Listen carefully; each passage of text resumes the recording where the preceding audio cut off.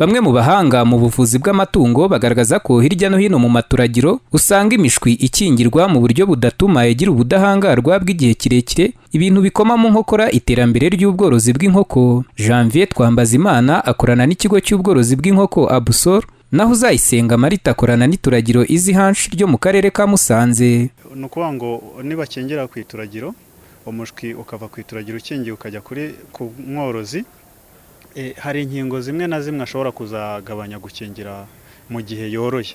Cyane cyane nk'urugero rw'inyama, twatangaga urukingo umuntu uza mu ituragiro, tukasaba nanone umworozi ko yongera gukingira izindi nshuro 3 ageze inkoko zigeze mu ifamu yiwe. Ariko nidukoresha izi nkingo tuzajya dutanga inkingo mu ituragiro ku buryo noneho za nkingo umworozi yatangaga zizava ku nshuro 3 zikajya ku nshuro 1 noneho. Hashize igihe u Rwanda rwemereye uruganda rw'Abafaransa rukora imiti y'amatungo ruzwi nka Seva Santé Animale kuzana mu gihugu inkingo nshya zikoranye ikoranabuhanga zigenewe gukingira imishwi ikiri mu maturagiro, bituma inagira ubudahangarwa bw'igihe kirekire. Ni uburyo buzatuma ubworozi bw'inkoko butera imbere, nk'uko bisobanurwa na Dr Remy Twagirimana uhagarariye uruganda Seva Santé Animale mu Rwanda. Ubundi muri rusange iyo umushwi ukingiwe ukoresheje zino nkingo zakoranywe ikoranabuhanga, ni inkingo zizaba zije gutanga impinduka kubera yuko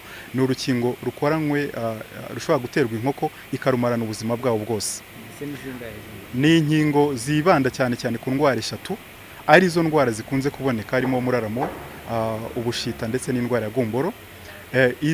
Izo nkingo zikoreshejwe zigakoreshwa neza zitanga ubudahangarwa ku buzima bwose bw'inkoko. Ikigo cy'igihugu gishinzwe ubuhinzi n'ubworozi mu Rwanda RAB kigaragaza ko uburyo bushya bwo gukingira imishwi ikiri mu maturagiro hakoreshejwe urukingo rukoranye ikoranabuhanga bizagabanya impfu z'inkoko zapfaga kubwo gukingira mu buryo butagezweho. Gasana Joseph ni umukozi muri RAB mu ishami rishinzwe amatungo magufi atuza. Hari byinshi aborozi bacu bazungukiramo.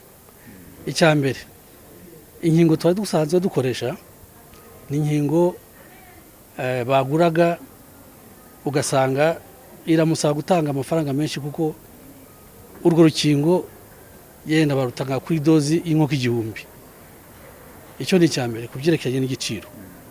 Icya kabiri ni uburyo bwo kurutwara, ugatwara urukingo urutwara kure, kondisiyo yo kurutwara rimwe na rimwe ikakunanira kuko hari temperature igomba kujyamo.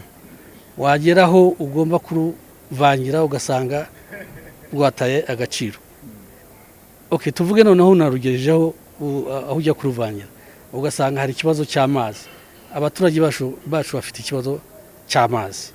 Ubwo rero amazi nayo atari meza yicaga inkingo. Kuri aba bahanga mu buvuzi bw'amatungo bakorana n'aborozi b'inkoko hirya no hino mu gihugu bamaze igihe bahugurwa ku buryo bushya bwo gukingira imishwi ikiri mu maturagiro hakoreshejwe inkingo zikoranye ikoranabuhanga hagamijwe kurushaho kongera umusaruro w'ibikomoka ku nkoko. Daniel Hakizimana, Flash TV.